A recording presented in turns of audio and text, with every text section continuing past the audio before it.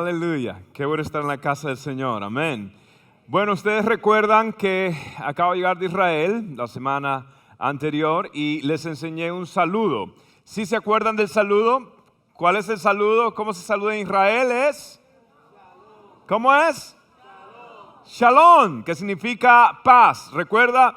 Y luego la palabra alajen, que significa con ustedes, con vosotros. Así que quiero que usted le diga a su vecino, Shalom alajen. Ahora, si tiene gripa, cuidado. Si tiene catarro, cuidado. Cúbrase la boca y le diga, Shalom alajen, así como guturalmente. Shalom alajen. Perfecto.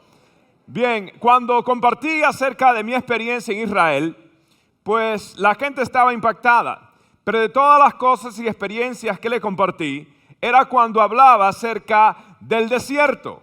En Isaías 35 el Señor dijo, y el desierto florecerá. Y esta es la foto del desierto Negev, donde podemos ver que una floresta está invadiendo el desierto que está en Israel llamado Negev. ¿Sabe por qué? Porque nosotros tenemos a un Dios que cumple promesas. Y si Él dice que el desierto va a florecer, el desierto va a florecer y va a aparecer agua de la roca y Dios va a suplir nuestras necesidades.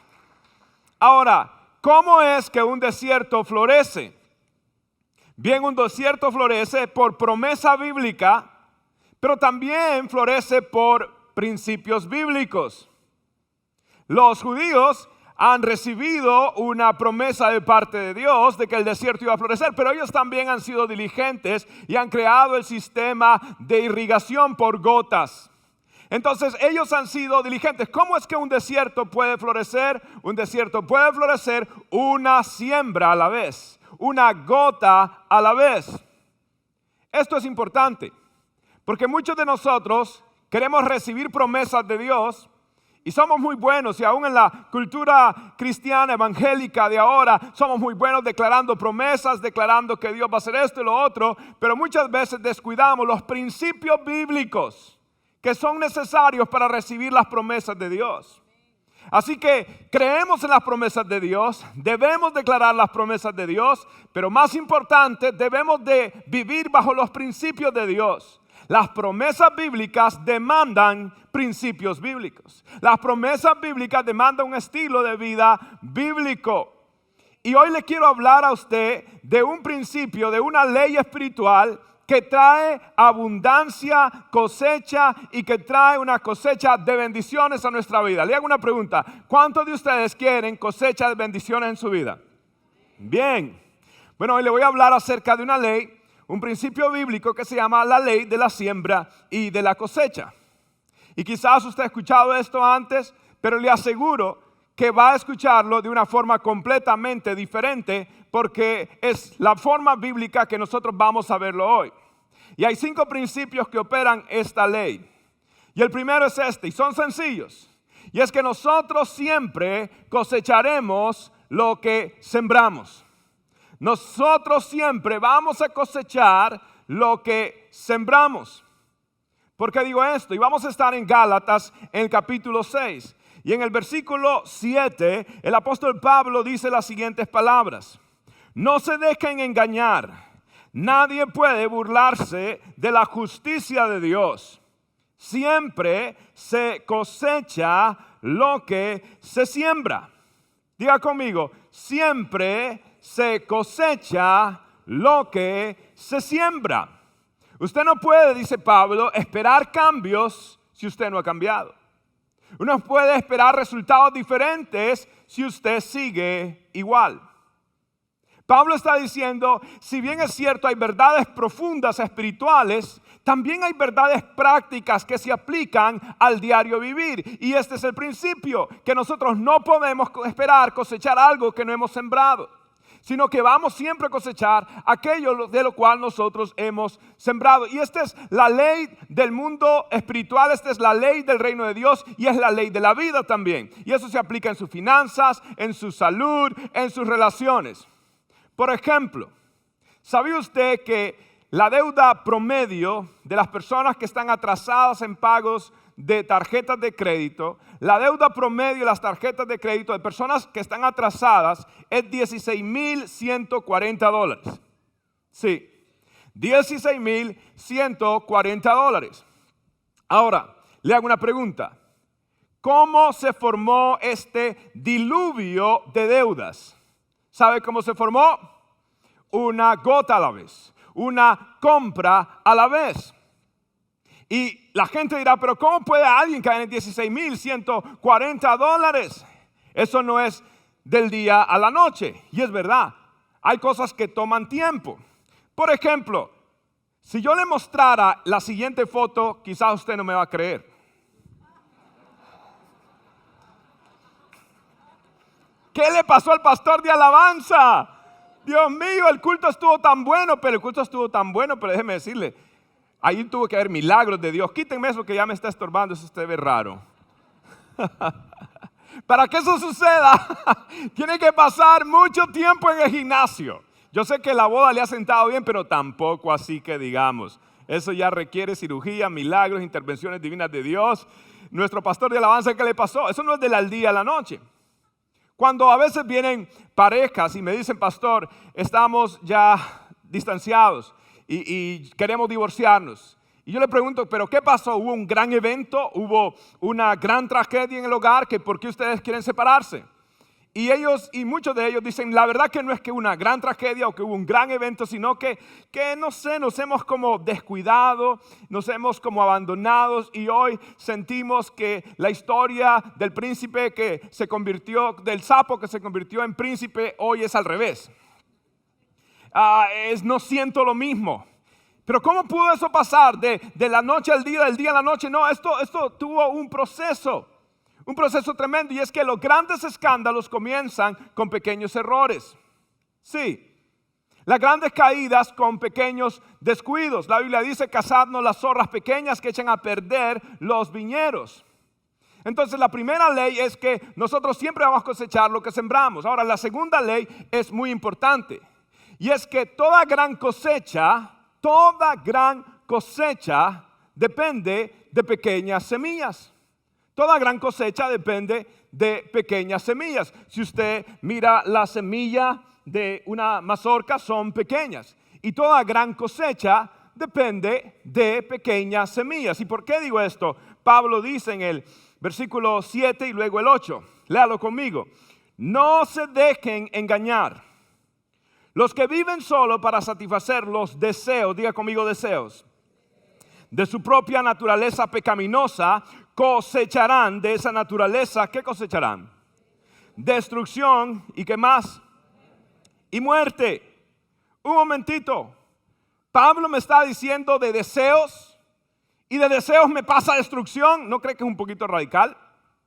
Pablo, ¿qué le sucede, Pablo? Apóstol Pablo, ¿cómo que usted me habla de un deseo? Un gustico no es malo, algo tan pequeñito no es malo, y de deseos pasó a destrucción. ¿Cómo es esto, Pablo? Me parece que usted está siendo un poquito radical. Y es que es sencillo. ¿Cómo alguien llegó a deber $16,140? ¿Cómo llegó alguien allí? Con pequeños pasos. ¿Cuáles fueron los pasos? De una compra en otra. Ay, no, es que estaban en descuento. Es que en el Black Friday estaba en descuento todo.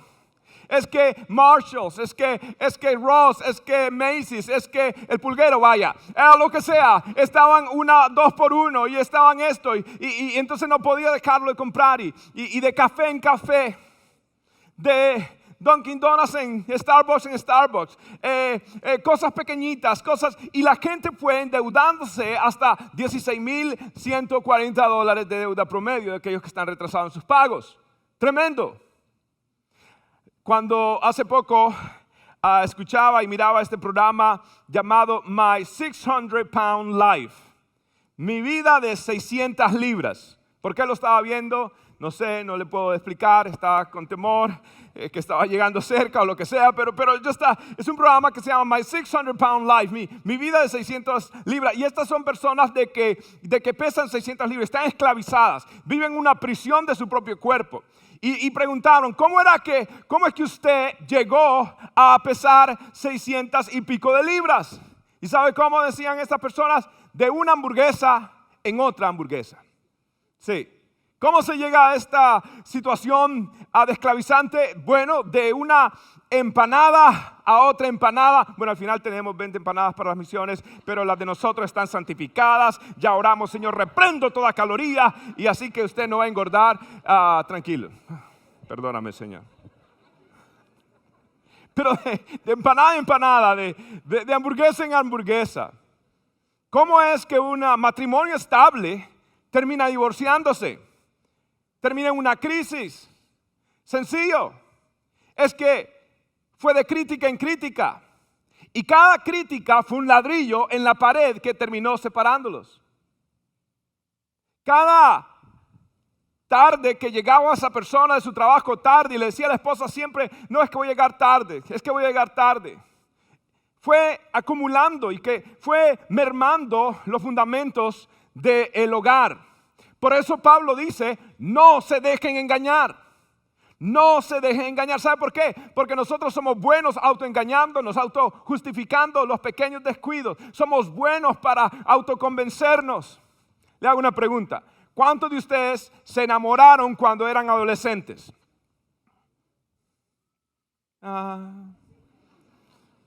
Y le hago una pregunta. Usted se enamoró cuando era adolescente y usted se volvió locamente. Mire cómo se vuelve la gente loca cuando se enamora, Dios mío. Loca, Dios santo. Y lo miraba hasta en la sopa. Pensaba en él, quería olvidarse y entraba al transporte público de su lugar y salía una canción diciendo tú, siempre en mi mente. No, quiero olvidarla. Y usted estaba enamorado y cuando la miraba usted se acordaba y decía, la de la mochila azul, la de ojitos dormilones, me dejó. Gran inquietud. Y bajas, ¿se acuerda? No, hermano, usted estaba empedernidamente, irremediablemente enamorado. Sí, cuando era adolescente. ¿Y funcionó? Perdón que me ría. Pero funcionó. No, terminó casándose con alguien. En el caso de ellos, gloria a Dios. Un aplauso. Él es portugués y hace buenos panes. No sé si la panadería tuvo que ver con eso. Pero lo que quiero decir es de que sí, nos engañamos. Y por eso Pablo dice, no se dejen engañar. No se dejen engañar. Porque nosotros somos expertos en engañarnos. Ahora, lo bueno de esto que funciona también para nuestro beneficio. La ley de la siembra y cosecha sirve para nuestro beneficio. Mira lo que el apóstol continúa diciendo en el versículo 8. Dice, pero los que viven para agradar al Espíritu, del Espíritu, cosecharán ¿qué? ¿Qué van a cosechar? Vida eterna. Nuevamente, Gálatas 6:8. Pero los que viven para agradar al Espíritu, del Espíritu, ¿qué van a cosechar? Vida eterna. La mayor bendición de esto siembra y cosecha es en la vida espiritual. Y son pequeñas cosas, como digamos una muchacha que es joven, 18, 19 años, y ella en vez de gastarse $5 para poder, para tomarse café, ella decide no tomar café, decide tomar café hecho en la casa, o decide tomar café en la oficina, pero decide no ir a Dunkin' Donuts o Starbucks o cualquier lugar de cafetería a gastarse los $5. Decide que en vez de ordenar una bebida, un iced tea, un té o una soda, una gaseosa, como dicen otros lados, decide que mejor ordena agua. Y si es latino, pide agua con 4 limones y por favor una taza de azúcar. Y, Dios mío, ya hace el batido de una vez de limonada. Pero la cuestión es de que la muchacha, en vez de gastarse, se ahorra sus $5. Y según las estadísticas, si esa muchacha agarra esos $5 y los invierte, cuando ella se retire va a tener $1 millón. Sí, señores, algo pequeño, ¿cierto? Algo que aparentemente no es tan grande, pero se acumula. Lo mismo con las parejas. Cuando hay parejas que me dicen, pastor, ¿qué hago? Y mire, a veces los consejos más pequeños son los que funcionan. Por ejemplo, le digo, mire, tan sencillo como esto. Antes de acostarse, tómese la mano y oren juntos. Y oren. 15 minutos antes de dormir es todo.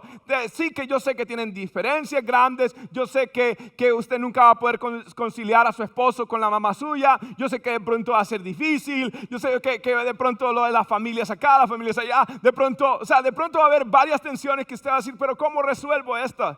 Pero sencillo, póngase a orar. Yo le digo, y déjeme decirle, tan sencillo como orar todas las mañanas o todas las noches, eso une a la pareja. O le digo a los hombres, por ejemplo, hombres, mire, trate de darle un detalle, un detallito a su esposa. O hágale masajito en la noche. Usted nada más hágale masajito y concéntrese sin intereses de ninguna otra clase. Hágale masajito y usted verá que la mujer, en verdad, las mujeres lo que les gusta son los detalles, ¿sí o no, mujeres? Sí, qué bueno que me apoyan. Sí me gusta que aplauden y sigan aplaudiendo cuando diga lo siguiente. A ella no le gusta nada caro. No hay aplausos. A los hombres aplauden ahora. O sea, no, sí, de pronto. Pero la cuestión es un detallito así, un diamantico, pastor, un detallito chiquitico. La cuestión es de que son cosas de detalle, de cariño. Y sí funciona también a su favor cuando usted empieza a hacer las cosas pequeñas. Ahora, hay un área donde es una de las áreas más de tema, de disensión a veces. Y por eso le he pedido al doctor Abel que venga acá y nos comparta referente a 3 principios para solventar los problemas financieros que a veces suceden en el hogar. El doctor Abel ha sido miembro de nuestra iglesia por mucho tiempo, se fue a Texas por 5 y pico de años y ha regresado. Y ahora el doctor Abel tiene una maestría de negocios y tantas otras cosas, un hombre muy educado y un hombre de influencia. Doctor Abel, hay cosas que aparentemente son grandes, pero también hay cosas pequeñas que podemos hacer. Para la libertad financiera, ¿qué es lo que nosotros debemos hacer y aplicar? El principal problema cuando no hay libertad financiera son las deudas. Las deudas de verdad son esclavizantes. Por eso la Biblia, cuando habla de deudas, el sustantivo más común es esclavitud y es servidumbre. Y literalmente en 3 lugares dice la Biblia que el deudor es esclavo del acreedor. Sí. Entonces, para liberarse de esto, pastor, una sugerencia es, por ejemplo, que ellos hagan una reducción de deudas. Hacer una lista de todas las deudas que uno tenga, ponerlos por orden de cantidad y de interés y ponerse, disciplinarse y ir eliminando las deudas. Eso le va a liberar, le va a dar más oxígeno para que usted pueda, progresar en términos financieros. Otra cosa que se sugiere que hagan es ponerse límites. Por ejemplo, los que son casados, digamos, no puedo hacer yo un gasto, digamos, de acuerdo a su economía, de acuerdo a más de $100, debo consultar con mi esposa. Eso funciona porque uno ya pone en sí límites. Otra cosa es, para tener más libertad financiera y para poder prosperar, para ser bendecido por Dios, hay que también distinguir cuando uno gasta la categoría de lo que está gastando. No es lo mismo gastar en necesidades que en deseos o que en caprichos o antojos, ¿no? Entonces hay que saber distinguir cuándo los gastos son necesidades. Le voy a dar un ejemplo. De acuerdo a la Biblia, las necesidades son techo, alimentos y abrigo. O sea, lo que paga uno por la casa, la luz, el agua y la hipoteca o el alquiler, ese es un gasto legítimo. Los demás no son. Mucha gente se inventa y cree que ciertos gastos los son necesarios. No es necesario. Entonces, hay que disciplinarse. Al momento de gastar hay que razonar, ¿esto es una necesidad o es algo que yo quiero hacerlo? Entonces, esa manera de disciplinarse, de autodisciplinarse, va a ayudar eventualmente a que uno tenga mayor pueda ser prosperado, porque Dios nos dice que nos va a prosperar en la medida que prosperemos nuestro alma. Entonces, en primer lugar, es cancelar las deudas. ¿Cuál sería el segundo principio después de esto? También es otro, tener un presupuesto mensual. Un presupuesto mensual es una lista de lo que uno gana y lo que vaya gastando, en qué va gastando, lo más real a lo que uno está haciendo. Entonces, no salirse de gastos inesperados, sino gastos presupuestados. con presupuesto. presupuesto. Con presupuesto. Porque una compañía siempre se maneja con contabilidad y la economía del hogar con un presupuesto. Entonces eso es... Y eso es en cuanto a las deudas de pagar con el dinero, pero ¿qué más se puede hacer con el dinero aparte de cancelar las deudas? Aparte de cancelar las deudas. Bueno, hay que saber que uno no debe, ¿cómo se llama? Para no pagar intereses, debe pagarlo dentro de los 30 días lo de la tarjeta de crédito. Porque las tarjetas de crédito en realidad son la peor trampa. Y si uno no tiene dominio propio, no tiene dominio control, no tiene disciplina, francamente le sugeriría que use la tijera y no utilice la tijera si no puede pagar el mes de lo que ha consumido. Esa sería una sugerencia práctica. Las deudas se cancelan, entonces también se puede, ¿qué hacer luego? Invertir. Invertir. En esto, pastor, a ver si me permiten explicarlo. Practiquen la regla 10-10-80. ¿Qué quiere decir esto? De cada dólar que usted recibe como ingresos, 10 centavos para el diezmo, 10 para dar. Otros 10 centavos para invertir y gaste 80 centavos. O sea, nunca gaste todo lo que gana. Por eso la palabra de Dios dice, tesoro preciado y aceite hay en la casa del sabio, mas el necio todo lo disipa. Sí. Lo que le quiere decir es, el necio, el insensato, va a gastar todo lo que recibe. Entonces, no es una práctica muy común, porque hoy en día en el sistema económico que vivimos se promueve las deudas, pero no se promueve el ahorro. Entonces, el ahorro va a un fondo, porque más que todo tener inversiones no es cuestión de cuánto tengo, es cuestión de si yo tengo la disciplina o no la tengo, porque ese 10 centavos por cada dólar que uno recibe va creciendo en un fondo, en un año, en años, en 5 años, eso va creciendo cuando uno lo invierte sabiamente. Entonces, una manera de resumirlo, pastor, y esta mañana creo que lo resumimos muy bien, es en los años tempranos, cuando uno es muy joven, muy fuerte, uno trabaja para el dinero. Y cuando uno ya, como me voy a prestar sus palabras, pastor, en los años dorados, suena más bonito decirlo eso, en los años dorados, pues el dinero debe trabajar para uno. Esa es una manera que es sensata, es una manera... Y mire, y Dios nos los pone, dice, hasta las hormigas como ejemplo de ahorro. Uno cuando haga previsión para los tiempos difíciles. Porque dice la hormiga, no tiene ni quien le diga, y no tiene ni un capitán, no tendrá pastor seguramente, pero las hormigas hacen previsión para los tiempos difíciles. Entonces, por eso es que en 2 lugares en la Biblia Dios nos dice que nosotros hagamos provisión para los tiempos difíciles. Y bueno, entonces estos son los 2 principios y hay uno más para terminar. ¿Cuál es lo que da cobertura a todos estos principios? Bueno, lo que da cobertura a estos 2 principios es honestidad. Y la honestidad tiene un espectro bastante grande.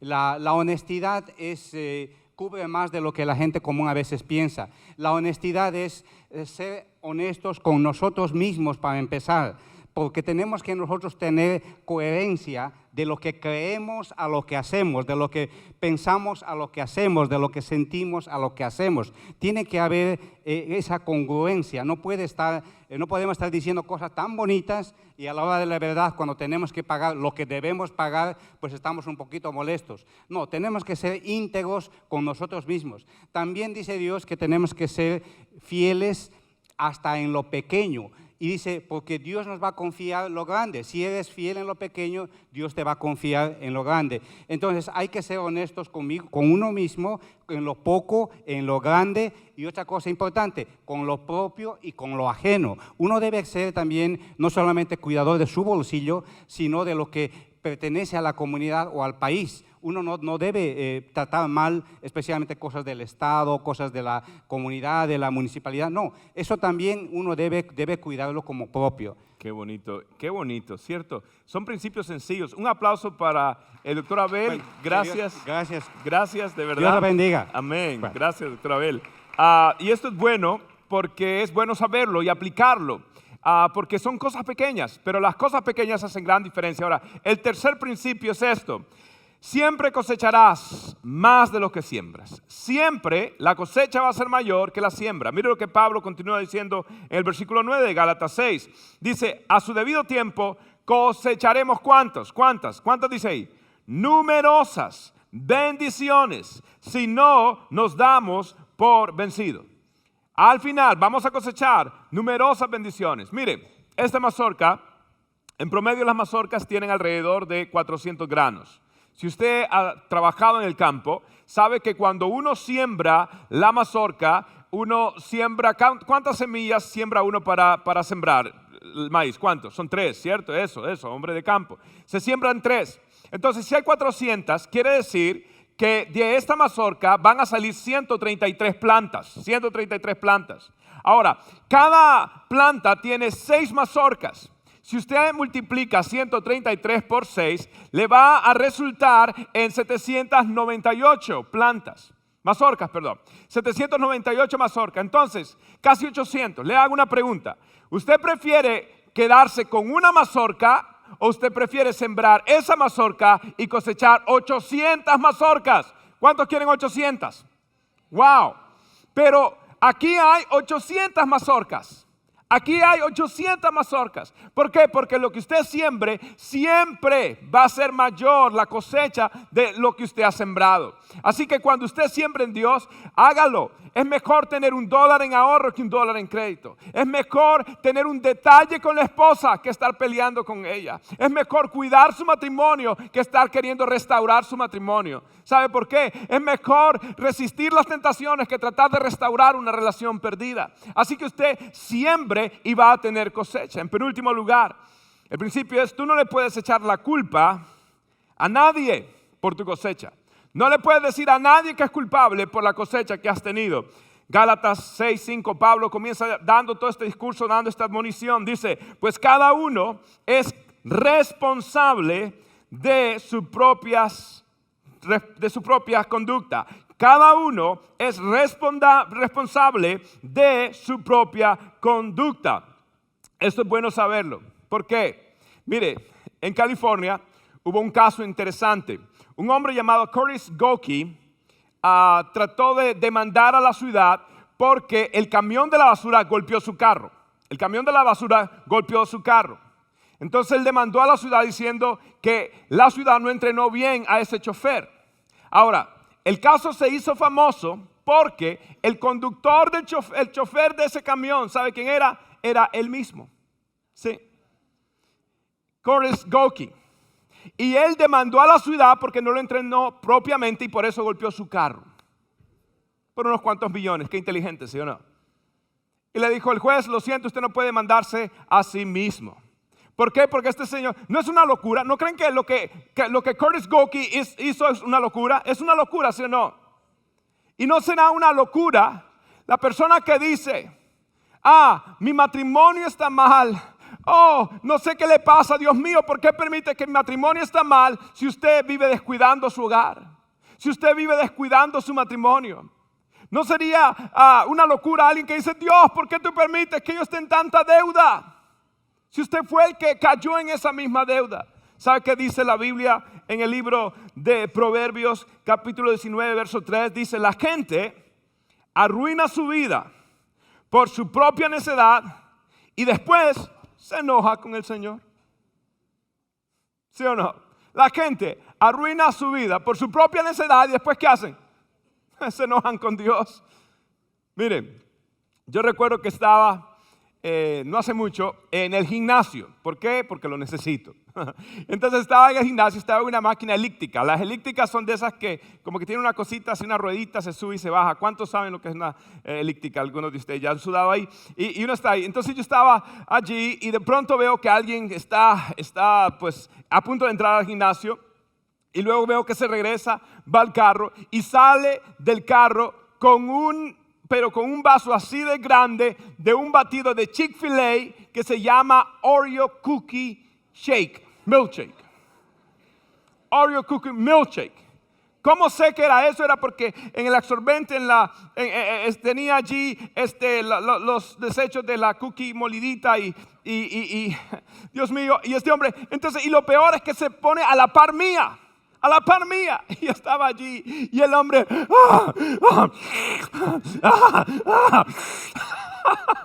Dios mío, imagínense, con un Oreo cookie. No es una locura, no es una locura. No es una locura aquel que dice: ¿por qué mi matrimonio está mal? ¿Por qué usted quiere que su matrimonio esté sano, pero no suelta el batido de galletas de Oreo llamado crítica? No es una locura que hay gente que quiere estar bien, pero no suelta el batido de galletas de Oreo llamado descuidar el matrimonio. No es una locura, hay gente que quiere estar en forma espiritualmente, pero viven escuchando música mundana, música que habla cosas malas. Viven viendo entretenimiento y programas que lo que enseñan es suciedad, que lo que enseñan no es una locura pensar: ¿y por qué no estoy tan cerca de Dios? ¿Y por qué Dios no me habla? Porque es fácil juzgar a Curtis Goki por lo que hizo. Pero Curtis Goki es usted. Usted a veces pide que Dios haga algo, que le dé promesas bíblicas, pero usted no está viviendo de acuerdo a los principios bíblicos. ¿Quiere ver usted la bendición de Dios? ¿Quiere ver usted la mano de Dios, los milagros de Dios? Empiece a caminar de acuerdo a la palabra de Dios y usted va a ver que Dios lo va a honrar y lo va a bendecir. Sí. Empiece usted a escuchar cosas sanas. Empiece usted a decir cosas sanas, cosas que edifican, cosas que levantan. Y usted va a ver que su matrimonio va a estar mejor. Usted va a ver, mire, hace poco un hombre me decía: pastor, yo necesito que ore por mí. Por favor, póngame la mano, pastor, úngame con aceite. ¿Y qué pasa? Me dijo: no, es que Dios necesita cambiar a mi mujer. ¿Sí? Sí, pastor, es que ya ella no quiere nada conmigo, pero cuénteme, ¿qué está pasando? No, pastor, mire, la verdad, yo llego tarde del trabajo, usted sabe, y cuando ya llega la noche yo ya estoy cansado, y llevamos ya un año sin, usted sabe, estamos ayunando por un año. Ya no, nada de eso, pastor. No hay chance que la iglesia crezca por reproducción, porque no ha pasado nada entre ella y yo. Sí, no, y entonces ya como ella me critica todo el tiempo, entonces ya nosotros estamos distanciados y esto y lo otro. Por favor, pastor, póngame la mano para que Dios haga algo con mi esposa. Mire, lo que quería yo era imponerle manos, pero en el cachete, porque en la mejilla. ¿Sabe por qué? Usted no necesita oración, usted necesita cambiar, usted necesita invertir, usted necesita entender que usted no le puede echar la culpa a nadie más. Y para cerrar, nuestra capacidad de cosechar, estar directamente relacionada, depende directamente de nuestra capacidad de esperar. Nuestra capacidad de cosechar depende de nuestra capacidad de esperar. Pablo termina diciendo en el versículo 9, léalo conmigo: así que no nos cansemos de hacer el bien. Dios promete que a su debido tiempo cosecharemos numerosas bendiciones si no nos damos por vencido. Si no nos damos por vencido. Mire, una de las plantas que más maravillosas son es precisamente el bambú. El bambú es una planta majestuosa, hermosa, preciosa. Y esta planta es peculiar porque durante 4 años y pico, casi 5 años, esta planta no da ni siquiera un brote. Esta planta no crece. Así que el campesino la siembra. Imagínese usted lo que es levantarse por 4 años y pico. Todos los días se levanta a ver qué sucede. Y aparentemente nada sucede con esta planta de bambú. No hay resultados. Pero luego una mañana se levanta y ve, después de casi 5 años, 4 años y pico, ve que hay un pequeño brote. Y se levanta nuevamente y ve otro pequeño brote. Y por las siguientes 5 semanas, el bambú va a crecer 90 pies, 27 metros, señores. En 5 semanas, el bambú va a crecer 90 pies. Sí. Ahora, le tomó 5 años haciendo nada y de pronto 5 semanas creciendo enormemente a un hermoso bambú, un bambú precioso que es fuerte. ¿Sabe qué sucede? Que durante esos 4 y pico de años, casi 5 años, el bambú estaba desarrollando todas las condiciones necesarias para llegar a esa altura. El bambú tenía un sistema de raíces más complejo de quizás cualquier otra planta. Y por 4 años y pico el bambú estaba desarrollando su fundamento para que cuando creciera rápidamente, él pudiera no solamente crecer, sino permanecer y no caer.